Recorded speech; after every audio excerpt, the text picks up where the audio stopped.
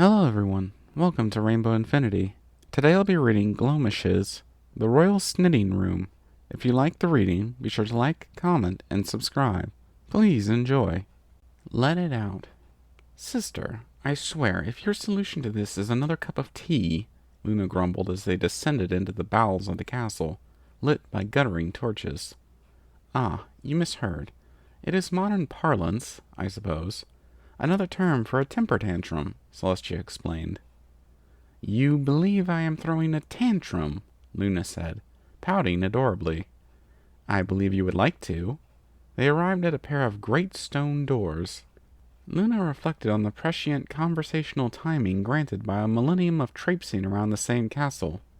This room doesn't see quite so many guests as the royal sitting room, Celestia finished, as the doors began to grind open under the power of her magic. It was only a room in the barest sense, a perfectly cubic void in the mountain's heart, twice as tall as the throne room, and littered with caches of weapons, headless training dummies, and a pile of watermelons. Celestia followed her gaze and smiled.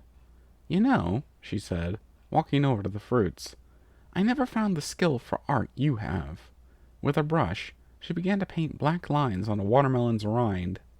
But I found quite the passion for caricature. Her work finished, she turned the fruit to face Luna. She stifled her laughter at the foolish mockery. It was a depiction of the mare who'd insulted her in court, the one she'd set upon, before Celestia stopped her. She pushed it aside. Unless you will allow me to show her this, it's barely helping. Celestia floated the fruit over to a dummy and speared it on a spike in its neck.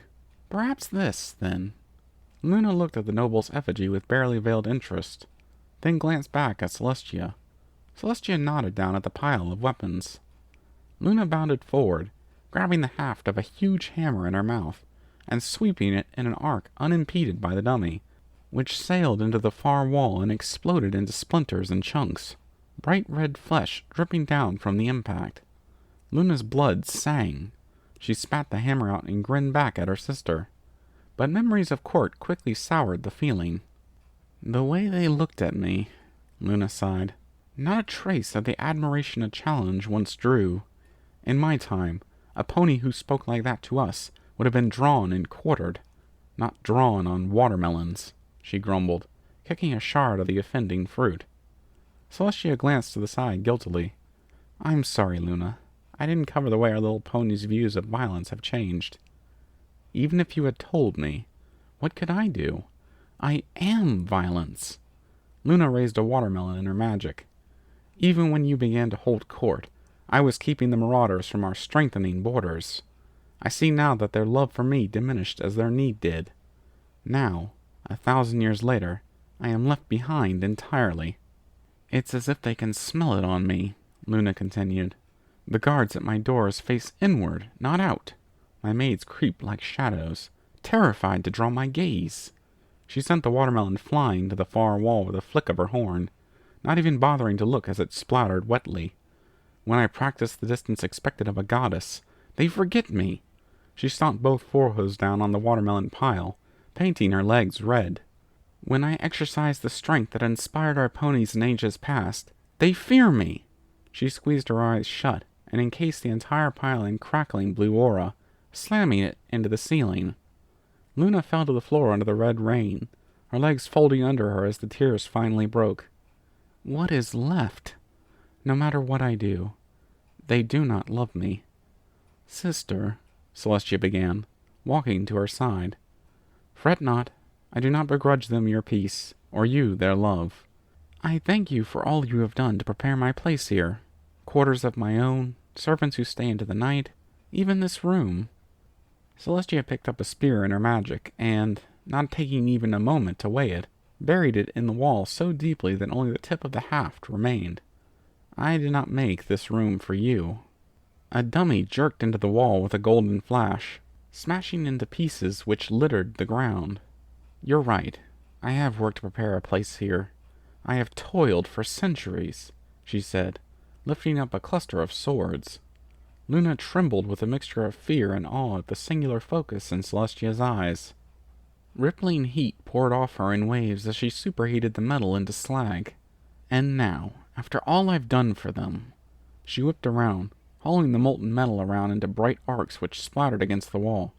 They dare to reject my only sister? Celestia screamed. She stood there, panting, coat lathered with sweat, then closed her eyes and let out a long breath. We are both still of that time, Luna. In our minds, violence is still a tool, even though the modern pony sees it as abominable. But we live in their time, and we can learn. It is as our parents said. An alicorn has 4 hooves, past, present, future, dreaming. Luna finally recovered herself and nodded. So long as you teach me to temper it as you can, sister. This snit has helped. Of course. You'll find there is plenty good in change, dear sister. Would you like to accompany me to a festival tonight? A festival? With food and games? Luna asked, as if even something so sacred as that had changed as well. Indeed, Celestia responded. At night? Luna asked in abject wonder. Celestia laughed. Indeed. Yes, Luna shouted. Ahem. Yes, I would certainly accompany you, sister.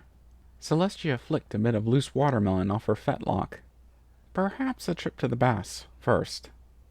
Thank you for listening in. I hope you enjoyed the reading. Until next time, stay tuned.